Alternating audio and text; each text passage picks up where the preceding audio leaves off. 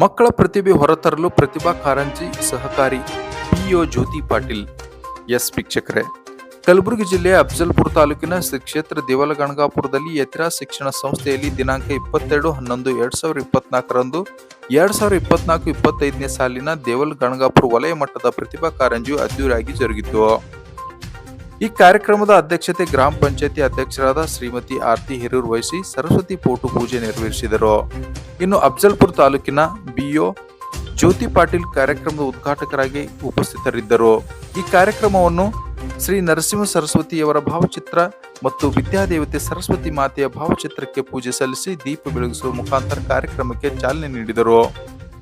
ಇದೇ ಸಂದರ್ಭದಲ್ಲಿ ಯತಿರಾಜ್ ಕನ್ನಡ ಹಿರಿಯ ಪ್ರಾಥಮಿಕ ಶಾಲೆಯ ಮುಖ್ಯ ಗುರುಗಳಾದ ಗೋವಿಂದರಾವ್ ಚೋಡಾಪುರ್ಕರ್ ಕಾರ್ಯಕ್ರಮ ಉದ್ದೇಶಿಸಿ ಮಾತನಾಡುತ್ತಾ ಮಕ್ಕಳೆಲ್ಲರ ಸಾಮರ್ಥ್ಯಗಳು ವಿಭಿನ್ನವಾಗಿರುತ್ತವೆ.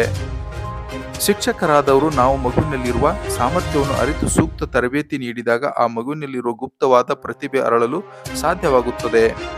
ಅಂತಹ ಅವಕಾಶವನ್ನು ಹೆಚ್ಚು ಕಲಿಸಬೇಕು. ವಿದ್ಯಾರ್ಥಿಗಳು ಸಹ ಇಂತಹ ವೇದಿಕೆಯ ಪ್ರಯೋಜನ ಪಡೆದುಕೊಳ್ಳಬೇಕು. ಮತ್ತೆ ನಿಜವಾದ ಪ್ರತಿಭೆ ಉಳ್ಳ ಮಕ್ಕಳನ್ನು ನಿರ್ಣಾಯಕರಾದ ಶಿಕ್ಷಕರು ಆಯ್ಕೆ ಮಾಡಿ ಎಂದರು.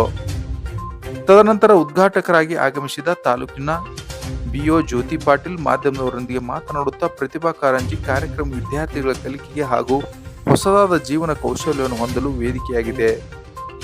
ವಿದ್ಯಾರ್ಥಿಗಳಲ್ಲಿನ ಪ್ರತಿಭೆಯನ್ನು ಗುರುತಿಸಿ ಹೊರತರಲು ಶಿಕ್ಷಕರಿಗೆ ಅವಕಾಶವನ್ನು ನೀಡುತ್ತದೆ.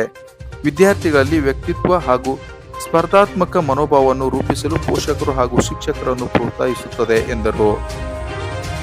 ಇದೇ ವೇಳೆ ಸಂಸ್ಥೆಯ ಸಂಸ್ಥಾಪಕ ಅಧ್ಯಕ್ಷರಾದ ಭೀಮರಾವ್ ಚೋಡಾಪುರ್ಕರ್ ಮಾತನಾಡಿ, ವಿದ್ಯಾರ್ಥಿಗಳು ತಮ್ಮಲ್ಲಿರುವ ಪ್ರತಿಭೆಯನ್ನು ಇಂತಹ ಕಾರ್ಯಕ್ರಮಗಳಲ್ಲಿ ಭಾಗವಹಿಸಿ ತಮ್ಮಲ್ಲಿರುವ ಕಲೆ ಹೊರಹಾಕಬೇಕು ಎಂದರು.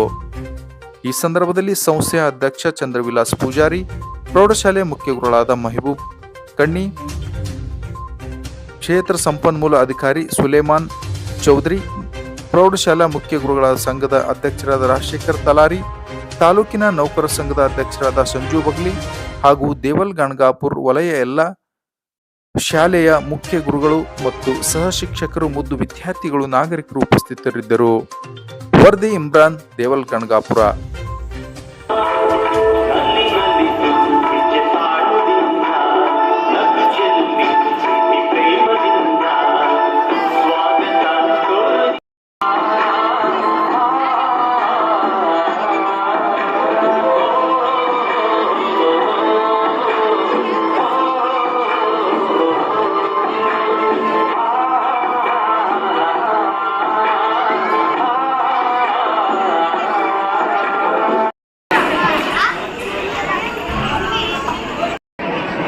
ಮಕ್ಕಳ ಪ್ರತಿಭೆಯನ್ನು ಗುರುತಿಸುವಂತಹ ವೇದಿಕೆನೇ ಪ್ರತಿಭಾ ಕಾರಂಜಿ. ಈ ಮಕ್ಕಳು ಇಲ್ಲಿ ತಮ್ಮ ಪ್ರತಿಭೆಯನ್ನು ತೋರಿಸ್ತಾರೆ. ಇದು ಇಲ್ಲಿಗೆ ನಿಲ್ಲಲ್ಲ. ಈ ಮಕ್ಕಳು ಮತ್ತೆ ಇಲ್ಲಿ ವಿಜೇತರಾದವರು ಜಿಲ್ಲಾ ಹಂತದಲ್ಲಿ, ರಾಜ್ಯ ಹಂತದಲ್ಲಿಯೂ ಕೂಡ ಭಾಗವಹಿಸಿ ತಮ್ಮ ಪ್ರತಿಭೆಯನ್ನು ತೋರಿಸ್ತಾರೆ. ಪ್ರತಿ ವರ್ಷವೂ ಕೂಡ ಈ ಕಾರ್ಯಕ್ರಮ ನಡೀತದೆ. ಮಕ್ಕಳಲ್ಲಿರುವ ಪ್ರತಿಭೆಯನ್ನು ಗುರುತಿಸುವ ಕೆಲಸ ಶಿಕ್ಷಕರು, ಪಾಲಕರು ಮಾಡಬೇಕು. ಯಾಕಂದರೆ ಅದಕ್ಕೆ ಇದು ವೇದಿಕೆ ಇದೆ ಅಂತ ಅಂದ್ಕೊಳ್ತೀನಿ.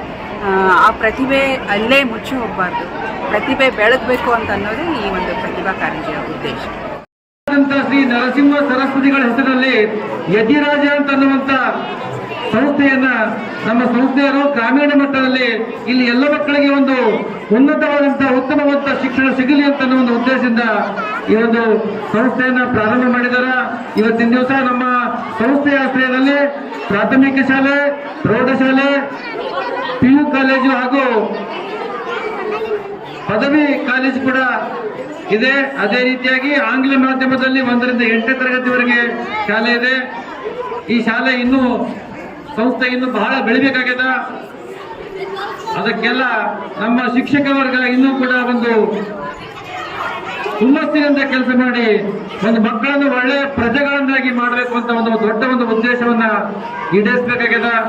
ಅವರೆಲ್ಲ ಈಡೇರಿಸ್ತಾರೆ ಅಂತ ಕೂಡ ಈ ಸಂದರ್ಭದಲ್ಲಿ ನಮ್ಮ ಪ್ರಾಥಮಿಕ ಶಾಲೆ ಒಂದು ಖಾಸಗಿ ಕಟ್ಟಡದಲ್ಲಿ ಪ್ರಾರಂಭವಾಯಿತು.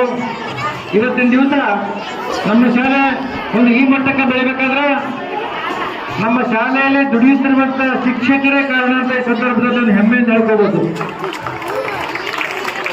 ಅದಕ್ಕೆ ಸಹಕಾರ ನೀಡಿದಂತಹ ಸಂಸ್ಥೆಯ ಎಲ್ಲ ಪದಾಧಿಕಾರಿಗಳು ಹಾಗೂ ಗ್ರಾಮದ ಗಣ್ಯ ವ್ಯಕ್ತಿಗಳಾದಂತಹ ಪಾಲಕರು ಕೂಡ